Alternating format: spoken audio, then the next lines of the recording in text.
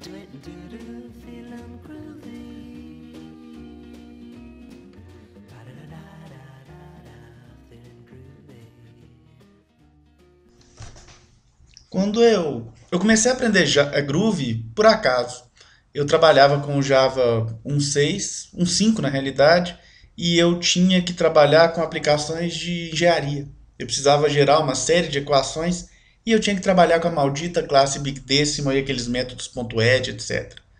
Foi assim que eu comecei a trabalhar com Groove e conforme eu ia me aprofundando na linguagem, eu percebia que era como se eu estivesse lidando com um primo ultra simpático do Java.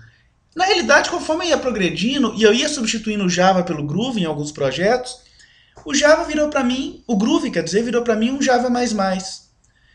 Bom, você deve estar se perguntando o que é Groove. Na realidade, você já sabe, né? É uma linguagem de programação, mas é uma linguagem de programação dinâmica. Tá, não tem novidade nenhuma por trás disso. Ruby já é há muito tempo, você tem Perl também. O que é uma linguagem dinâmica? É uma linguagem na qual você pode definir dinamicamente a tipagem das suas variáveis e também alterar o comportamento de suas classes. Para alterar o comportamento aqui, eu não estou dizendo a aplicação de algum padrão de projeto. Eu estou dizendo você literalmente poder adicionar métodos às suas classes ou mesmo alterar métodos já existentes dentro dela. No caso do Groove, você pode até alterar classes que no Java são marcadas como final, como por exemplo string. Isso vai ser assunto para uma próxima aula, inclusive. E a gente tem uma série de recursos que o Groove traz para a gente que são bastante interessantes. Por exemplo, a sintaxe, que dá uma simplificada com relação à do Java. Como ele lida com números e strings também é bastante interessante. Quando você usa Groove só como uma linguagem de script, costuma quebrar um galho imenso. Você tem também a possibilidade de ter sobrecarga de operadores, você pode escrever scripts. Tem um recurso muito interessante chamado builders, acesso dinâmico a atributos a métodos, uma série de recursos. Alguns deles, inclusive, viraram buzzwords, como, por exemplo, closures, AST, criação de DSL, etc. Como a gente vai ver, são termos que a gente pensa assim, isso é muito complicado, mas que na prática ficam bastante simples. Eu falando isso, inclusive, o que você deve pensar é, puta merda, isso é outro mundo. Por que eu vou aprender isso agora que eu já estou no meu Java, já estou me virando bem? Na realidade, o que é bacana é o seguinte, essa criatura é parecida pra cacete com o Java. Se você pegar o código Java e executar no seu compilador Groove, você escutou certo, o Groove pode ser compilado também. Se você colocar isso para executar dentro do seu compilador Groove, ele muitas vezes vai compilar. Em 99% das vezes ele vai compilar, porque a sintaxe é basicamente a mesma, com as diferenças que facilitam o seu desenvolvimento. Uma coisa bacana que tinha para mim quando eu comecei a aprender Groove é que ele gerava bytecode. E ele acessa bytecode. Então o que isso quer dizer? Quer dizer que todo o seu código legado ele está transparentemente disponível para o seu script ou para sua aplicação Groove. E vice-versa. Todo o código que você escreveu em Groove, a sua aplicação Java também pode executar sem problemas. Então todos aqueles frameworks que eu amava, todo aquele código que tinha dado um trabalho do cão para gerar, eu podia usar em Groove de novo. Dentro do ambiente corporativo, reaproveitamento de código é tudo. E aí você pensa, pô, que coisa linda, não tem defeito nisso? Não, tem, claro que tem. Para começar, ele transformou o Java muito chato para mim. Quando eu olhava para o Java, eu via de cara o Mo. Ele parecia assim, mal-humorado. Era um negócio assim que eu ficava com preguiça de programar. Confesso que voltar para o Java tem momentos que dá uma certa preguiça. Isso eu não sei se é bom ou ruim. Mas o outro problema que eu tinha era a performance. No caso, eu lembro que o Groove 1.0 era muito lento, mas muito mais lento que o Java. No meu caso, não era tanto um problema porque eu não estava lidando com aplicações críticas. Mas ele podia ser até 1000 vezes mais lento que o Java em alguns casos. Isso por causa da capacidade dinâmica dele, do fato de ser uma linguagem dinâmica, ter que fazer toda a descoberta por tipos e outras coisas também. Então, a principal desculpa que as pessoas tinham para não usar Groove é que ele era lento pra cacete. E era mesmo. Só que nem tanto mais. A nossa tartaruga virou uma tartaruga ninja de uns tempos para cá. O Groove 1.8, por exemplo, em diversos casos, ele é só 12% mais lento que o Java. Isso aí é uma diferença muito pouco significativa, então. Então você já começa a ver Groove sendo aplicado em projetos de aplicação crítica. E é importante também a gente lembrar o seguinte, a questão da performance normalmente é exagerada. Você tem que pensar o seguinte, tá, será que eu preciso de uma performance bruta sempre? Será que a minha aplicação sempre tem que ser extremamente rápida em todas as circunstâncias? Se o seu usuário quer ver a resposta na hora, 10 milissegundos ou 100 não vai fazer diferença nenhuma para ele. Vamos ser bem honestos. Aliás, eu digo mais, entre 10 milissegundos e 1 segundo não vai fazer tanta diferença. Claro, todo caso é um caso. E em último caso, você sempre pode escrever aquele seu trechinho de código que é o seu bottleneck em Java. Afinal de contas, é bytecode acessando bytecode. Você vai ter o ganho de performance do Java. Lembra muito nos primórdios do Java, em que as pessoas escreviam parte do código em C para os bottlenecks e o restante em Java. Agora a gente vê a mesma coisa acontecendo com o Groovy, só que com o Java. No futuro, eu acredito que isso não vai mais acontecer, inclusive.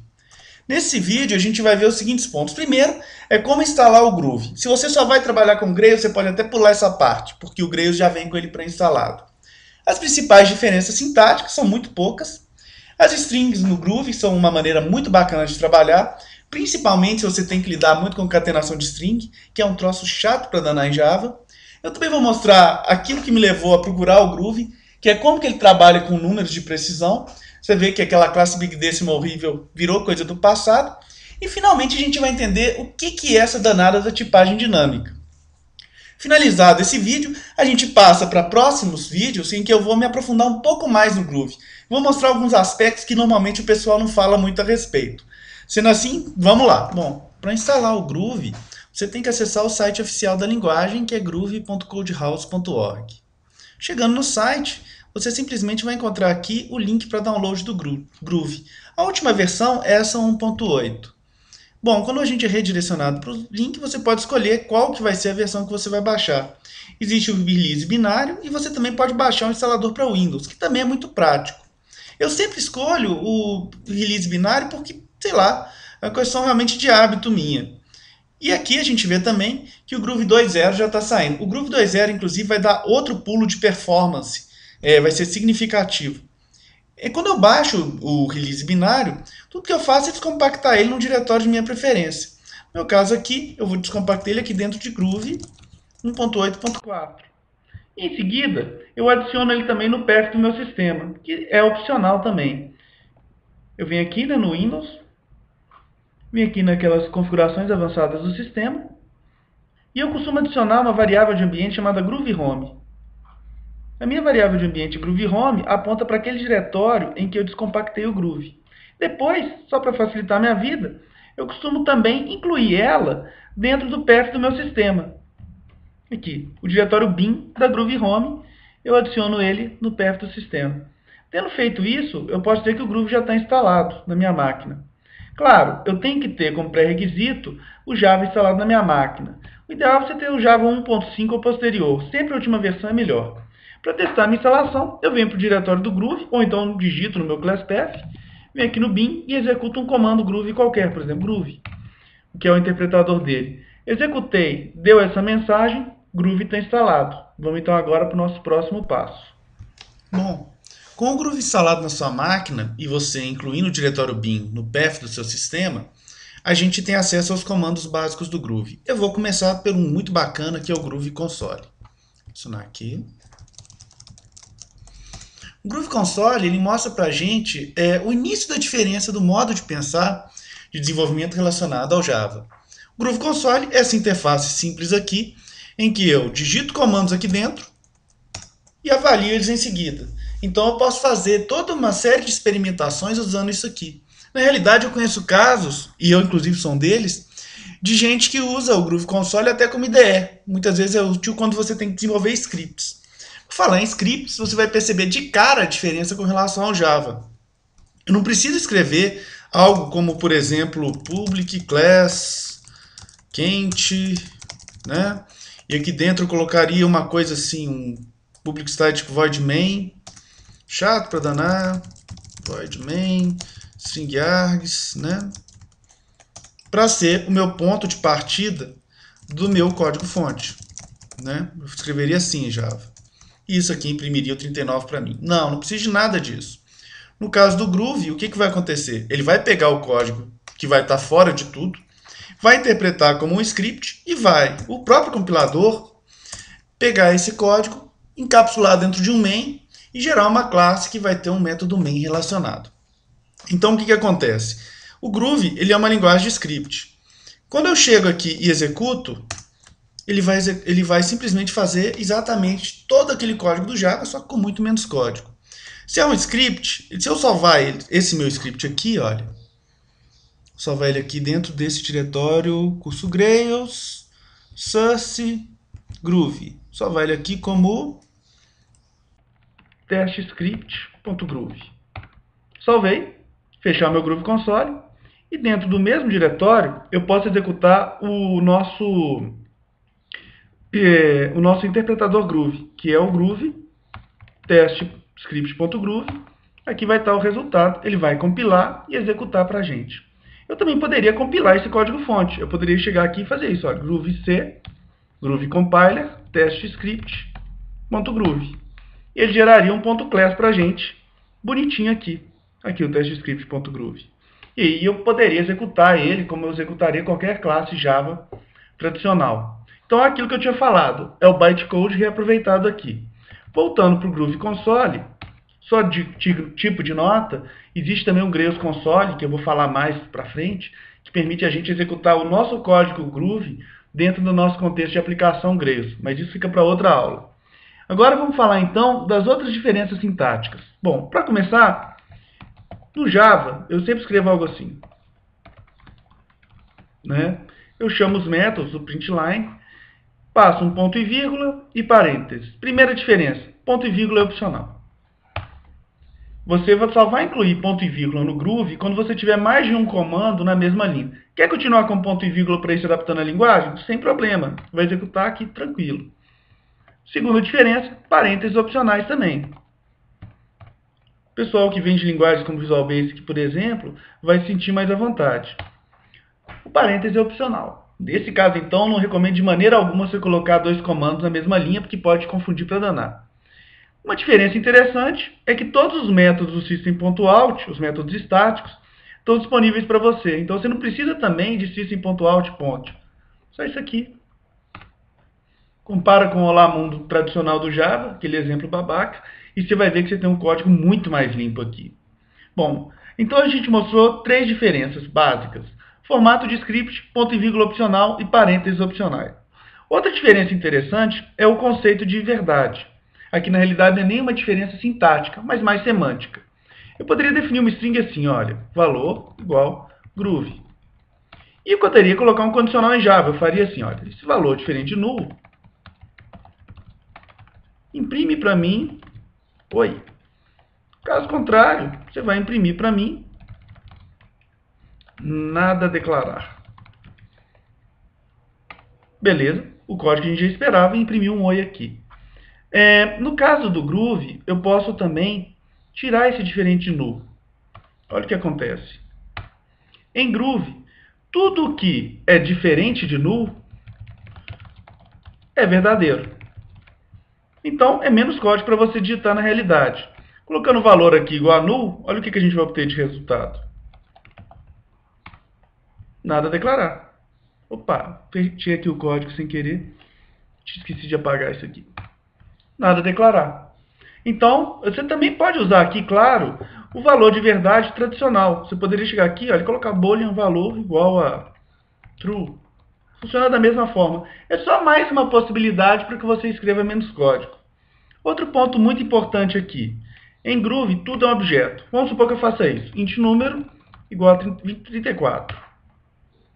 Na realidade, aqui eu não estou lidando com um número primitivo, não. Se eu chegar aqui e colocar número.class, ele vai me dizer, olha, você está lidando com a classe wrapper de integer. Isso aqui é uma mão na roda. No caso do Java, a gente sempre tem, às vezes, aquela dificuldade, quando que é tipo primitivo e quando que não é. Claro, quando você é iniciante. Mas é bom saber que o Groove é uma linguagem, portanto, 100% orientada a objetos. É muito mais pura nesse aspecto do que no Java. Outra coisa diferente aqui é o seguinte. Vamos supor que eu coloque uma função. Soma int x e int y. E eu vou colocar aqui embaixo o meu valor de retorno. Tanto x mais y. Beleza, eu executo ela. Vamos ver o que eu tenho como resposta. Soma 2 e 3, com a sintaxe do Groove já. 5. Agora, vamos fazer uma modificaçãozinha aqui. Vamos tirar o return, vamos ver o que acontece. No Java daria erro, nem compilaria. No Groove compila e executa. O que acontece? O último valor dentro de um bloco de código é tudo que está entre colchetes, é o valor de retorno daquele bloco. Então vamos supor que eu coloque aqui, por exemplo, int z igual x mais x mais x. Não faz diferença. O valor que eu retorno do final é o último aqui. Nada demais, então. Outra diferença interessante que a gente vai ter aqui vai ser a sintaxe que a gente vai usar para listas e mapas. Mas antes de falar disso, eu queria falar sobre outra coisa. No Java a gente tem um erro muito chato que é o de null pointer exception. Como é que funciona aquele negócio? Vamos supor que eu tenha isso, olha. String valor igual coisa. String teste igual null. Vamos supor então que eu vou fazer o seguinte. Printline teste.size null pointer exception. De cara eu vou ter. Como que eu faria então para evitar isso em Java? Eu escreveria um código assim. If teste diferente de null. Eu imprimiria aqui embaixo. Imprimiria isso. Beleza, sem erro. Como que eu faria isso? É uma outra alternativa em Java. Eu poderia fazer isso aqui, olha. Printline, né? Teste diferente de null. Eu imprimiria teste.size. Caso contrário, nada. Bonitinho. Vamos pôr para rodar, vamos ver o resultado. Nada.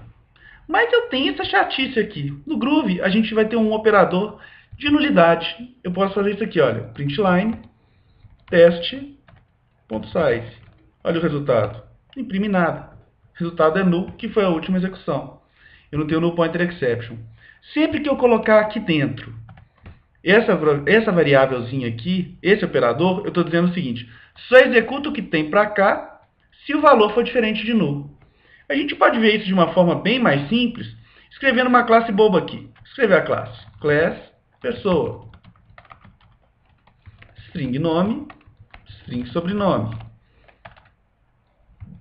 Pessoa. Pessoa igual a null. Printline pessoa ponto nome. Beleza, ele vai dar um null.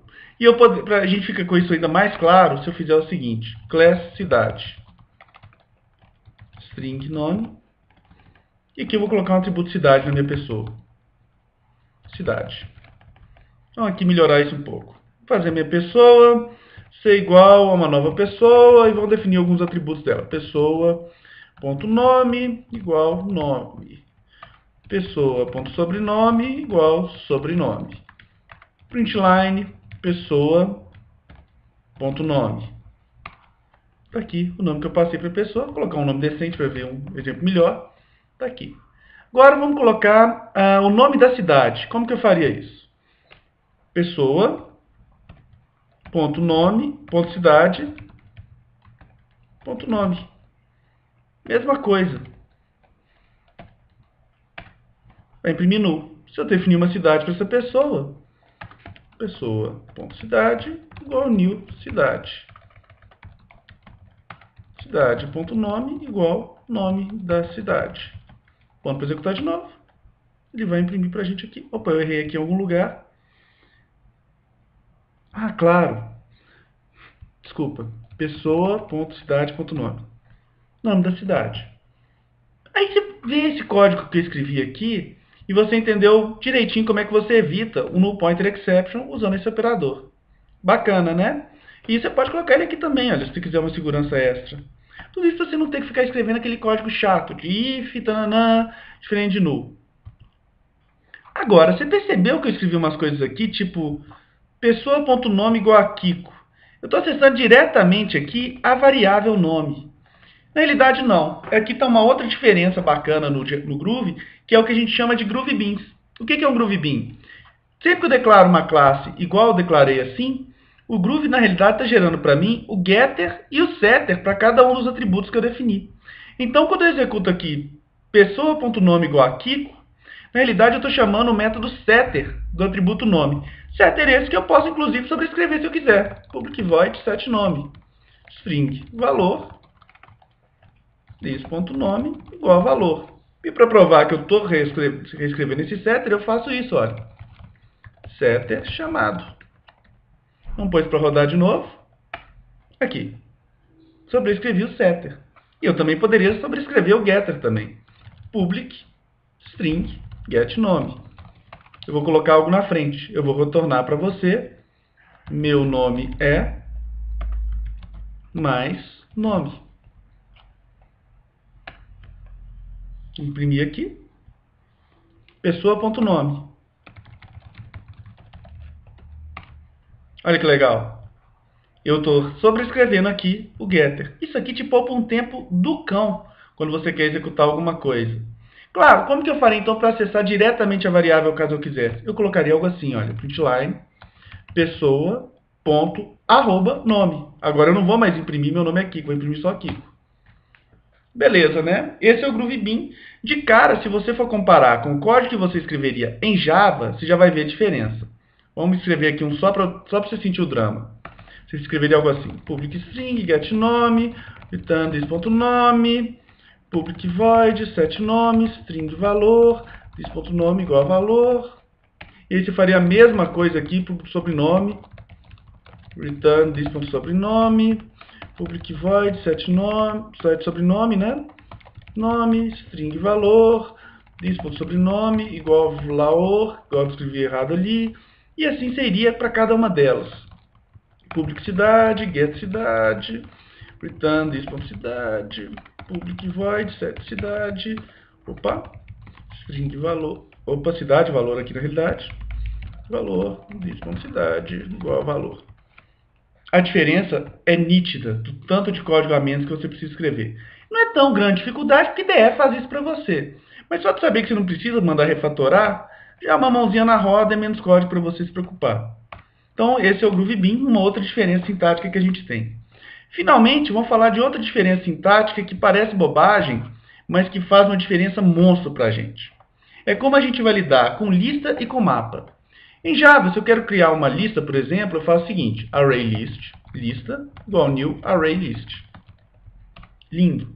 Repara que eu não importei aqui o pacote java.util. Eu não preciso fazer isso porque, no caso do Groovy, ele já é importado por padrão para mim. Por que isso? Porque você usa java.util o tempo inteiro.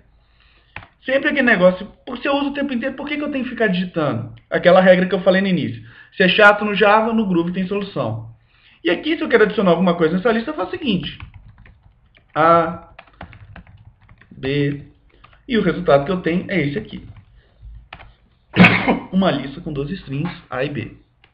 Como que eu faria em Groovy? Eu faria da seguinte maneira. Eu colocaria lista aqui, lista igual. O Groovy, ele inclui para a gente já uma sintaxe própria para trabalhar com listas e mapas. A minha lista aqui, olha, eu faria o seguinte. Eu posso chegar nela e fazer isso, ó, lista.add A, lista.add B. Igual eu faria na lista tradicional. Na realidade, o que ele está criando para mim aqui é um... Opa, de ter algo errado aqui. Ah, claro, está com outro nome. Lista Groovy. Adicionar isso aqui nos outros aqui embaixo. Lista Groovy.add. E aqui de novo a mesma coisa. Só consertando aqui o meu código. Tá aqui, ó, uma lista igualzinha. Os mesmos métodos add. Porque na realidade, a classe da minha lista Groovy nada mais é do que o ArrayList, igualzinho que eu declarei acima. Só que eu não preciso também chamar o método .add, tem uma sintaxezinha para isso. Em vez de eu colocar o .add, eu posso fazer isso, olha. Mais igual. Muito mais direto. Como que eu uso mais igual? Sobrecarga de operadores, que é algo que eu vou falar no próximo vídeo. O Groovy te permite mudar semanticamente o significado de um operador. Então, o mais igual deixa de ser usado só para soma e passa a ser usado em outros contextos. O resultado que eu tenho é aqui, ó, o mesmo. E é claro, eu também posso fazer o seguinte, eu posso remover coisas da minha lista. Como? Em vez de lista Groovy, .remove B, eu uso qual operador? Lista Groovy, menos igual, B. Println lista Groovy, olha aqui a evolução dela. Simplesmente o A. Uma sintaxe muito mais simples de trabalhar. Outra diferença interessante é como que eu acesso um item específico da minha lista. No Java, eu faria isso, a lista groove.get 0, 1 para pegar o primeiro, certo? Em Groove, já que eu estou com essa sintaxe nesse formato, por que eu não uso ela de uma maneira mais bacana também? 1. Igual como eu faria com uma matriz muito mais elegante, muito menos código para digitar, muito menos verboso. E na lista, nesse momento, isso é o que eu vou falar dela. Mais adiante eu vou falar sobre algumas operações em listas que são realmente fabulosas. Vamos para map. Se eu quero criar um mapa em Java, como que eu faço? Map. Map Java igual new hashmap. Beleza, está aqui o meu mapa. E aí, se eu quero adicionar coisas no meu mapa, eu faço o seguinte. Mapa.put nome Henrique. Imprimi no meu mapa Java. Opa. Digitei errado o nome da variável? Não, está aqui. Mapa.put nome e Henrique. Digitei errado. Map Java. Está aqui. E eu vou adicionando as minhas variáveis. Por exemplo, mapjava.put sobrenome Lobo. E por aí vai. Todo mundo já sabe trabalhar com isso. Como que eu faria isso em Groove? De novo, entra uma sintaxe. Mapjava igual os colchetes separados com 2 pontos na frente. Como, os mesmos métodos do map eu tenho também no Groove.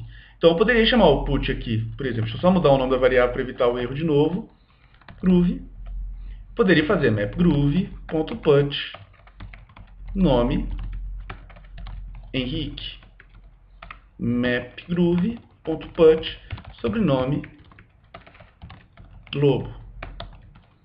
Printline mapgroove. Tá aqui, igualzinho como eu fiz antes. Lembra que a ordem vai variar, porque no map não tem uma ordem pré-definida. Mas aqui eu também tenho uma sintaxe mais bacana. Em vez de eu ficar chamando map.put, eu posso fazer isso aqui, olha. Mapgroove.nome igual Henrique. Mapgroove.sobrenome igual Lobo. O resultado que eu vou ter é o mesmíssimo. Olha que bacana essa sintaxe. E ela é usada demais no Grails. Sempre que eu tenho um ponto depois de um map, o que vem depois, o nome da propriedade, ele vai entender como uma chave. E essa chave ele vai usar para adicionar o Henrique aqui. Reparou? É tudo por propriedade aqui. É muito fácil de colocar. Eu também tenho uma outra sintaxe. Se eu quiser, eu posso fazer isso. Eu coloco o int lá dentro. Isso aqui é muito bacana, porque se você já programou, por exemplo, em Perl, você vai sentir falta disso no Java. Repara, é muito menos verboso de novo, é muito mais fácil de você pensar, e se for parar para pensar praticamente, qual que é o ganho disso? Você pode escrever mocks. Por exemplo, no teste unitário, você pode simular um outro objeto, algo que te retorne, por exemplo, uma conexão com um banco de dados, usando só um map, porque como a gente tem uma linguagem dinâmica, a gente pode enrolar essa parte. Então, eu mostrei aqui as principais diferenças existentes de sintaxe entre Groove e Java. No próximo vídeo, eu vou mostrar mais alguns detalhes. Mas, por enquanto, tenha atenção apenas a essas. Nosso próximo ponto agora é entender como que funcionam as strings e os números no Groove. String em Java é aquele tipo de coisa que quando você só sabe programar em Java, você acha lindo. Mas que quando você vê em outros lugares, você começa a achar uma bosta. Vamos começar aqui como que eu declaro uma string normal em Java. String nome igual Henrique. E eu quero colocar uma mensagem, por exemplo. Mensagem igual olá. Se eu quero colocar uma mensagem completa, eu faço isso. Completa igual mensagem mais nome. E o resultado que eu tenho é isso aqui. Olá, Henrique. Parece bacana, mas você começa a imaginar, por exemplo, uma concatenação de uma string SQL. A coisa começa a ficar mais cabeluda. Como que eu faria o mesmo código em Groove? Eu faria assim, olha. Mensagem.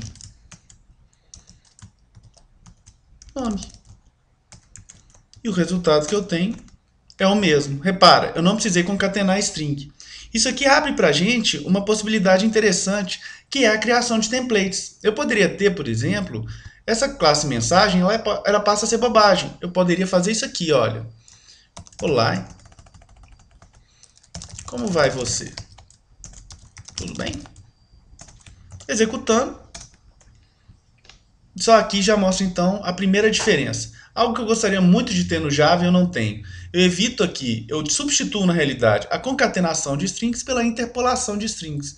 Isso de colocar esse operador aqui dentro com o nome da variável é o que a gente chama de interpolação de string. Não necessariamente esse tipo precisa ser uma string. Ele poderia ser, por exemplo, um valor numérico. Int, valor numérico. Igual a 23, por exemplo. Eu colocaria aqui dentro. Ele chamaria o método toString e aqui estaria o resultado. Muito mais fácil que no Java. Outra coisa bacana é quando a gente precisa lidar com strings com mais de uma linha. Como que eu faço isso em Java? Eu faço isso, ó, string multilinha igual, olá, barra n, meu nome é barra n, Henrique. Tudo bem? E o resultado que a gente tem é esse aqui. Chato demais de escrever, pouco intuitivo. Como que eu faço isso em Groove? Eu faço assim, olha, string multilinha legal, igual, aspas triplas. Olá, meu nome é Henrique. Tudo bem? Ordens de magnitude mais simples do que eu estou acostumado com Java. Multilinha legal. Opa. Escrevi alguma coisa errada aqui. Ah, claro, o nome da variável está errado.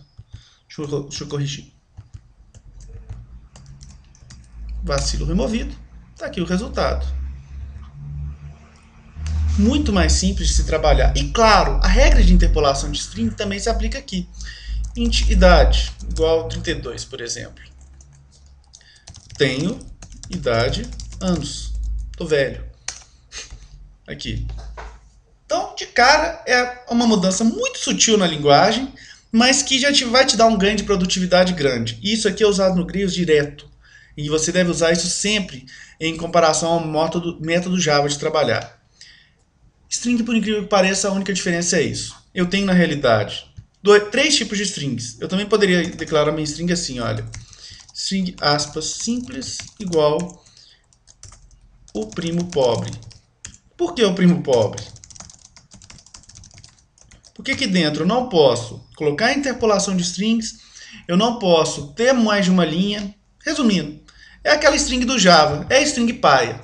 Então você tem a string com aspas simples, que é a do Java tradicional, a string multilinha, que é a com 3 aspas, e você tem a string do Groove, que é aquela que você teria uma sintaxe similar no Java, só que você interpola valores dentro dela. Beleza? Bom, agora vamos passar para números. A razão pela qual eu aprendi Groove foi justamente essa. Eu criei um script aqui que eu chamo de pesadelo numérico. Eu vou até diminuir o tamanho aqui da fonte para que você possa ver o tamanho do problema.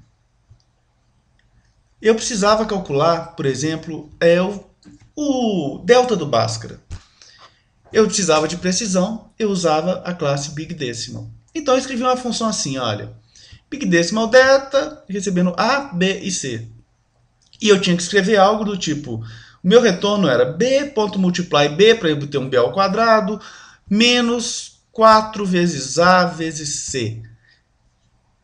Eu não vou nem explicar por que isso é horrível, né? Mas é horrível. Você já viu?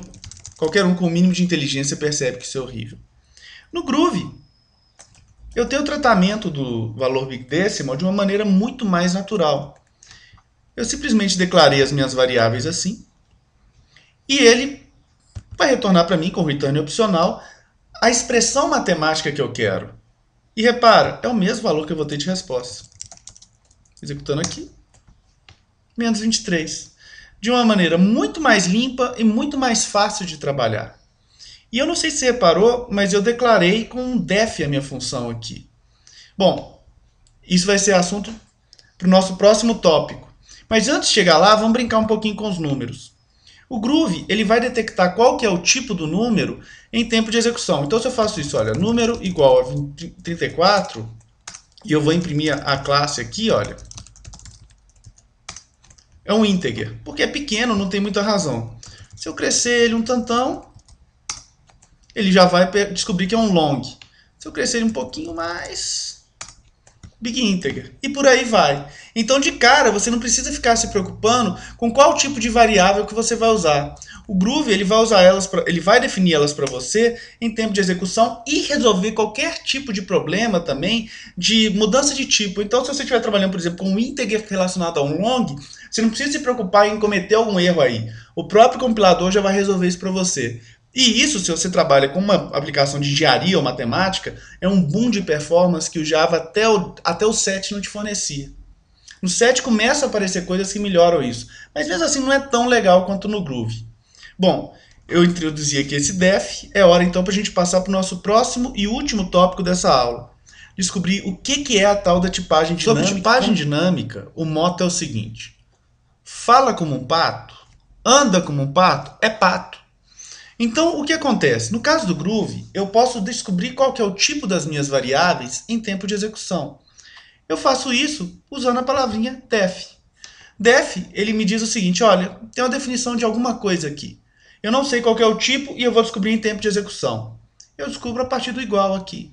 O compilador é inteligente o suficiente para perceber o que ele está recebendo e inferir o tipo. Isso é claro que tem uma penalidade de performance, mas conforme o Groove vai evoluindo, isso aqui vai ficando mais simples. Repara então que legal. Eu poderia colocar também aqui, sem nenhum problema, um valor numérico. Fácil demais. Isso aqui não faz tanta diferença num exemplo boçal como esse. Mas vamos pensar numa função. Uma função de soma. X, Y. Repara, eu declarei aqui uma função muito simples e vou colocar nela soma 3, 4. Coloquei parênteses só por vício. Result was null. Claro. X mais Y. Está aqui o resultado. Eu estou passando para a minha soma. Primeiro eu defino aqui que eu não sei qual que é o tipo de valor de retorno que eu estou fornecendo. Em seguida, eu não defino qual que é o tipo dos meus atributos também. Eu simplesmente falo que vai ser um x e um y. A nossa linguagem é suficientemente inteligente para, aqui dentro, fazer as inferências corretas. Vamos supor que eu jogue algo maluco aqui. Coisas da vida. O que ele vai fazer? Ele vai interpretar o primeiro como sendo uma string. Em seguida vai ter o operador mais, ele interpreta como uma concatenação, aquela mesmo do Java. Invertendo aqui, vamos ver o que acontece. 4 coisas da vida. O resultado que a gente vai ter é a mesma coisa. Ele interpretou e percebeu que isso aqui estava funcionando corretamente. Vamos colocar então a multiplicação. E vamos colocar aqui um vezes. Vamos ver o que a gente tem. A gente tem um erro. Por quê? Na multiplicação, para começar, não existe multiplicação, né? Eu errei. Aqui a gente vai ter um erro de cara, porque ele sabe que a multiplicação não pode ser aplicada entre um número e uma string, não faz nenhum sentido. Em algumas linguagens até faz, com a repetição daquela string. No caso do Groove, nem tanto. Quando a gente coloca algo nada a ver para o nosso interpretador, ele vai descobrir que aquilo não tem nada a ver mesmo e ele vai disparar um erro para a gente. Mas isso é bacana se a gente for parar para pensar no seguinte. Vou colocar aqui um valor numérico, 4 vezes 4, tem que me retornar 16. Eu não sei qual que é o tipo do meu x e do meu y. Vamos supor que eu estivesse trabalhando com Java. Eu escreveria algo assim, olha. Int multiplicação, int x, int y.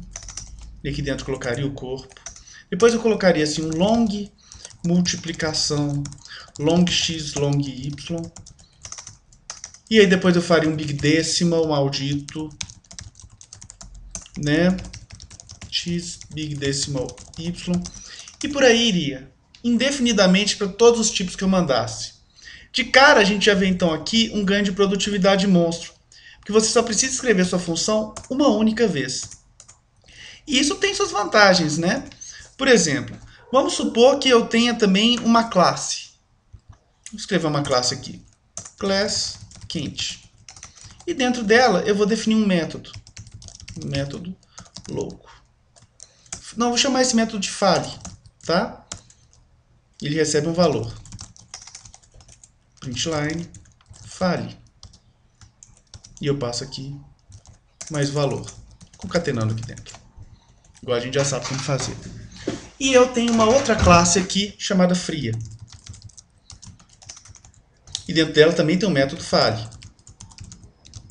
Com a mesma tipagem, tudo bonitinho. Dica. Agora, vamos imaginar que eu tenha uma função dentro do meu, um método que chama diga, que recebe um objeto. Eu não defino qual que é o tipo dele. Eu só sei que ele vai ter um método chamado fale dentro dele. Objeto.fale. Objeto.fale. Eu vou passar o objeto e o valor. Eu posso fazer o seguinte, diga new quente. Oi. E ele vai funcionar.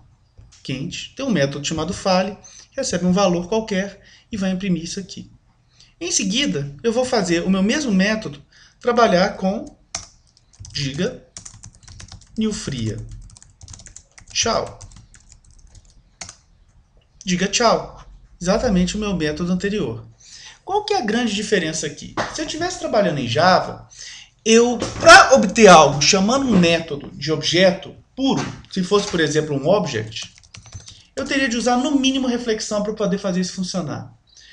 Ou então, eu poderia criar uma árvore de hierarquia, na qual tivesse uma interface que tivesse um método chamado fale. E então, todas essas minhas classes aqui teriam algo do tipo implements, interface idiota ou alguma coisa assim. E aí, eu aumentaria a complexidade dos meus métodos. Não, o Groovy trabalha da seguinte maneira. Olha, eu tenho um método que espera um objeto e espera um valor. Eu sei que esse meu objeto, eu espero que ele tenha um método fale. Beleza? Eu vou chamar esse método fale, ele existindo ou não. Se não existir, ele vai dar um erro, é claro. E ele recebe como valor um valor que eu passei como parâmetro aqui. Vamos ferrar esse método agora criando uma classe nada a ver. Class nada a ver. Tá? Essa classe ela não possui nenhum método fale. Eu vim aqui e faço isso. Eu diga new nada a ver. Oi. Erro bruto.